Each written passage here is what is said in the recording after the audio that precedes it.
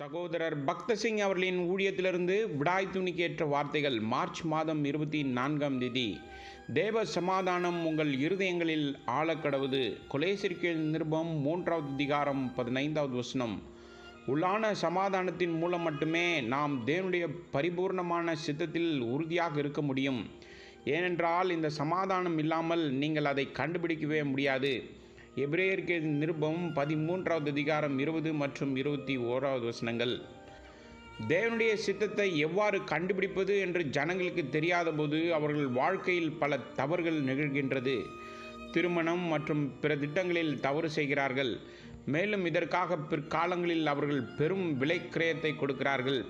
எனவே நமது சமாதானம் உண்மையானது மற்றும் சரியானது என்பதை உறுதிப்படுத்துவது எவ்வளவு அவசியம் என்பதை பாருங்கள். ஒரு போலியாக அல்ல, கர்த்தராகிய இயேசு கிறிஸ்துவின் சமாதானத்தை அவர் நமக்கு தருகிறார். என் சமாதானத்தை நான் உங்களுக்கு தருகிறேன், என் சொந்த சமாதானம் என்கின்றார். அவரே நமது சமாதானமானார். அவர் மரித்து மீண்டும் உயிர்த்தெழுந்தார்.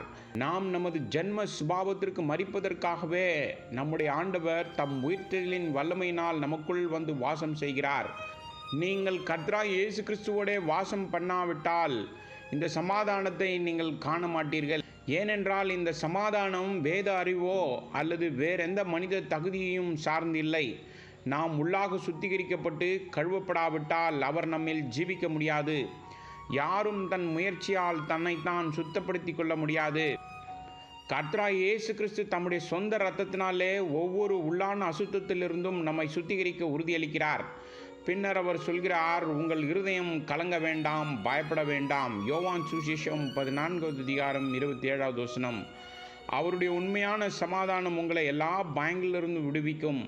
கடந்த கால பயம், எதிர்கால பயம், எதிரியின் பயம், நோயின் பயம், மரண பயம், போர் மற்றும் பிற பேரிடர்களின் பயம், மனிதர்களின் பயம் மற்றும் தனிமையின் பயம். கர்த்தராகிய இயேசு கிறிஸ்து உள்ளே வரும்போது இந்த பயங்கள் அனைத்தும் விரட்டப்படுகின்றது. எந்த மனித நடவடிக்கையும் இந்த பயங்களை அகற்ற முடியாது. வேதம் சொல்கிறது, பயம் வேதனையாகும். இந்த பயம் உங்கள் சமாதானத்தை கெடுத்து உங்கள் தூக்கத்தையும் பசியையும் கூட நீக்கிவிடும். இந்த பயத்தை யாராலும் போக்க முடியாது, ஆனால் இயேசுவால் இது முடியும். அவர் சொல்கிறார், உங்கள் இருதயம் திகிலடைய வேண்டாம், பயப்பட வேண்டாம்.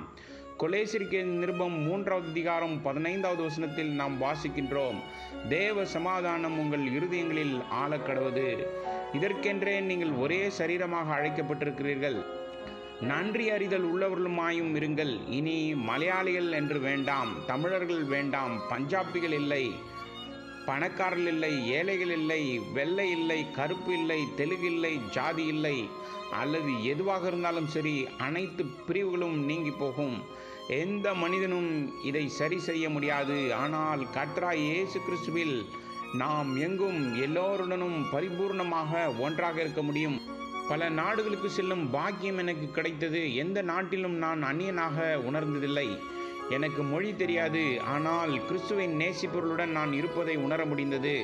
எங்களுக்குள் எந்த வித்தியாசமும் இல்லை. கர்த்தராகிய இயேசு கிறிஸ்துவால் மட்டுமே நம்மை இப்படி ஒருவராக மாற்ற முடியும். மேலும் இதே வசனத்தில் பவுல் சொல்கிறான், நீங்கள் நன்றியுள்ளவர்களாய் இருங்கள்.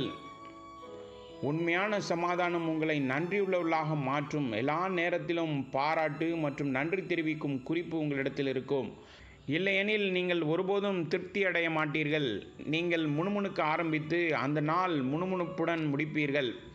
காபி, சாதம், ரசம் அல்லது சாப்பாடு அல்லது உங்கள் தலை, மூக்கு போன்றவற்றை பற்றி யாரேனும் பேசுவது, மேலும் எப்பொழுதும் எங்காவது தவறு நடந்து கொண்டே இருக்கும்.